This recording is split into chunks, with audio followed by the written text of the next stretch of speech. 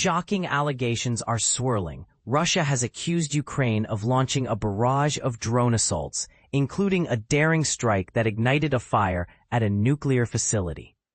This dramatic escalation unfolded as Ukrainians commemorated 34 years since their break from Soviet rule, an anniversary marked not by celebration but by heightened tension and international outcry. According to Russian officials, a Ukrainian drone targeted the Kursk nuclear power plant in western Russia, located just 60 kilometers, 37 miles, from the Ukrainian border. The incident damaged an auxiliary transformer and forced operators to halve the output of one reactor. Ukrainian authorities, notably, did not immediately respond to these claims. And here's where it gets controversial.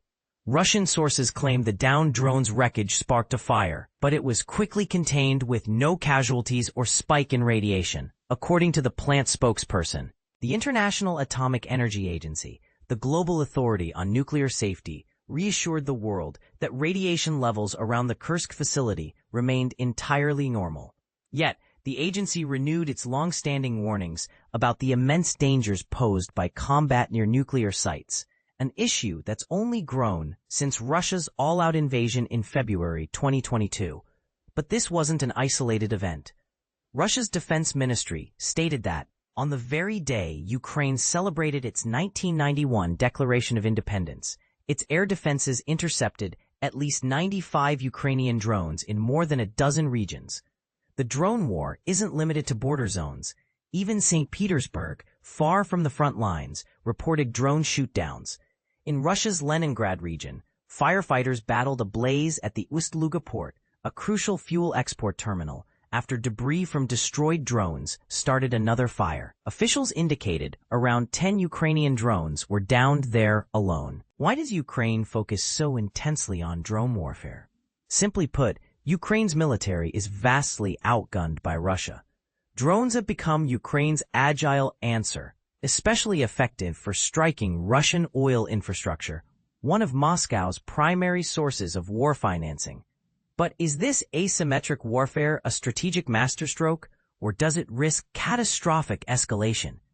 The crossfire didn't end there. Ukrainian officials reported that Russia fired a ballistic missile along with 72 Iranian-manufactured Shahed attack drones.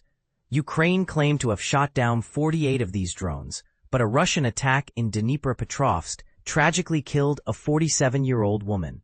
On the ground, the battle lines keep shifting.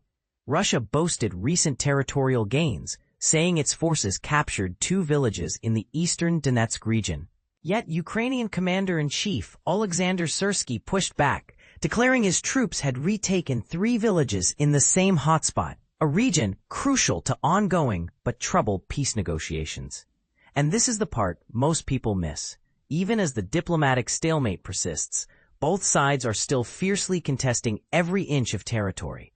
At a solemn Independence Day event in Kyiv, President Volodymyr Zelenskyy declared, "This is how Ukraine acts when its pleas for peace go unanswered." He went on, affirming, "Ukraine has not yet achieved full victory, but defeat is not an option. Our independence is secure, not as victims, but as fighters." In a striking move, Zelenskyy expressed that direct talks with Vladimir Putin might offer the most effective way forward, underlining the deadlock in current diplomatic efforts. He also emphasized the importance of having foreign troops remain in Ukraine after hostilities to bolster new security assurances, an idea bound to spark debate about sovereignty and external influence. What do you think? Would foreign troops bring stability or deepen the conflict? The international community hasn't stayed silent. Canadian Prime Minister Mark Carney, visiting Kyiv, asserted that Russia does not get to dictate Ukraine's future or its path to sovereignty and freedom.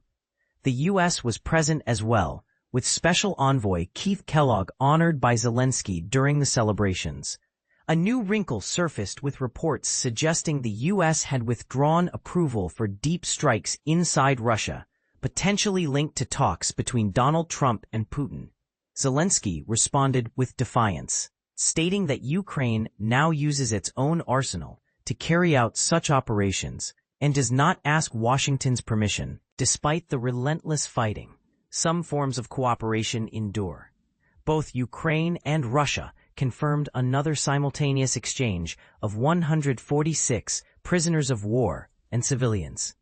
These swaps have become an almost singular instance of ongoing interaction between the nations in the midst of widespread hostility.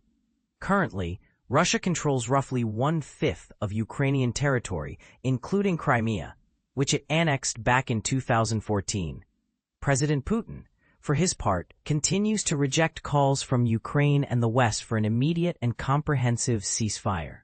The fighting has already forced millions from their homes, leaving devastation across Ukraine's east and south. Here's the question that divides many. Is Ukraine's drone campaign justified self-defense, or does it cross a perilous line? And are outside actors, like the US or NATO, helping to resolve the crisis or complicating it further? Share your take below. Do you support Ukraine's strategy, or do you see risks that deserve a bigger conversation?